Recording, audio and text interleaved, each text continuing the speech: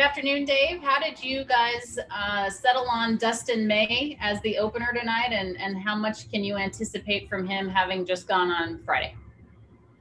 Yeah, there's just a lot of conversations, trying to think through scenarios, matchups, what potentially guys can give us tonight.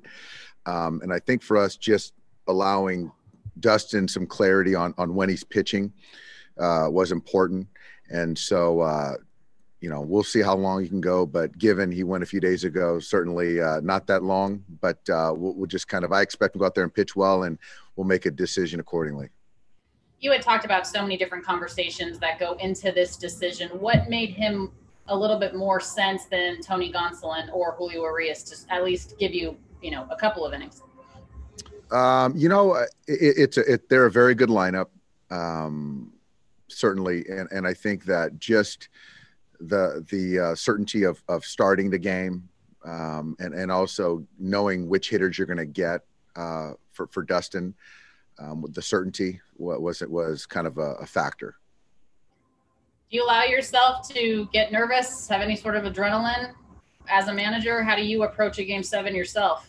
I was up tossing and turning all night, kind of thinking about scenarios and situations.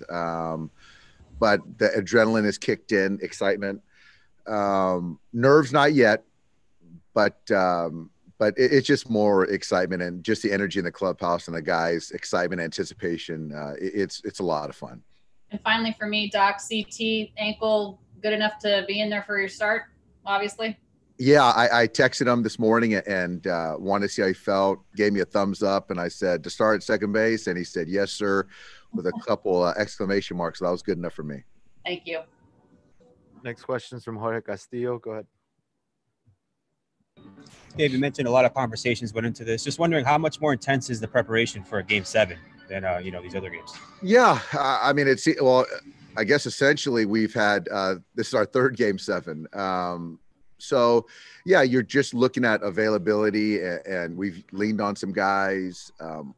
You're talking about matchups, but again, the availability and because performance matters, obviously. And so how guys have been used cuts into that potentially. So just talking about it, having good conversations with a lot of pitching people, and it's been a lot of fun. And the game, you can talk about it all you want, but once the game starts, it can go in so many different directions, and you got to be prepared for all of them. Do you still expect Tony Gonsolin to take down multiple innings today? Yeah, I expect him to pitch today. How about playing Kershaw? We'll see. He's available, but we'll see what happens with Clayton. And also, just how much easier is it for you just knowing you have a pretty set lineup? You have a couple pieces going in and out, but compared to years past, it's a pretty set lineup. Does that make things a little easier? Well, it does. It does. I think that we've been pretty solid 1 through 7, pretty consistent, mixing up 8 and 9. But it's been great. And guys, also, I just love the way that they've seen Ian Anderson just, less than a week ago. So all that stuff I think, plays in our favor. Thank you. Next question is from JP Hoornstra. Go ahead. Yeah, Dave, with the exception of the 11-run first inning, we've seen a lot of scoring late really been the determining factor in who wins these games. And I'm just wondering if you feel like this particular series has placed a special importance on choosing the right relief pitcher for the right situation, or is it really just making those in-game adjustments as an offense to whoever might be coming in? Yeah, I think it's the starters have all pitched really well. And I just think, to be honest with you, you look back at some relievers just making mistakes. There's some luck in there on both sides. But matchups certainly are important. But, regardless, whether it's a starter, reliever, hitter, pitcher, you got to execute pitches.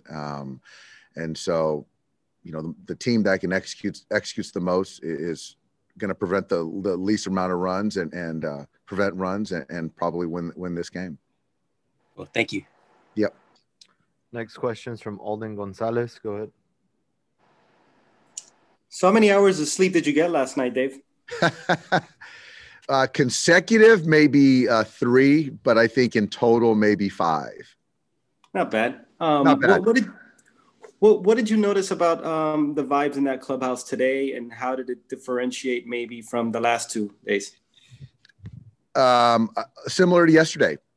Guys are excited. This is what, when you're a young kid, you're talking about game 7, winner take all. This is it. So guys are fired up, just like they were yesterday. Thanks, Dave. Yep.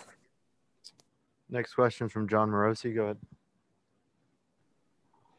Dave, thanks so much. I'm curious, in Ian Anderson's game 2 start, he had that long first inning. Your guys worked some great at-bats. How did you see him adjust his pitching style after that first inning? He went soft a lot.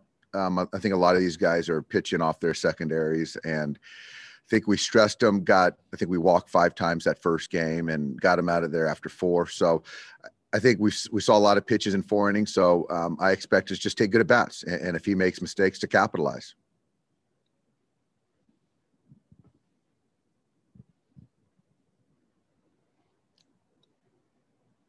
Any other questions for Dave?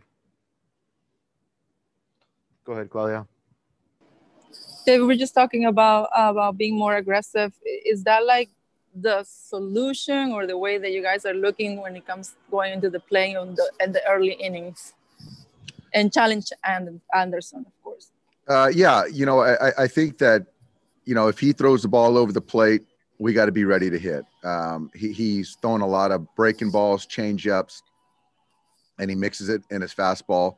But I think certainly the most important thing for him is to get strike 1. So if we can be ready to hit from the first pitch on, I think that's a good thing for us. Thank you. I have one more from John. Go ahead. Thanks. Dave, with Julio, of course, he went 5 innings in his last start. Do you still think maybe going 1 time through the lineup is something he could probably do here for you in game 7?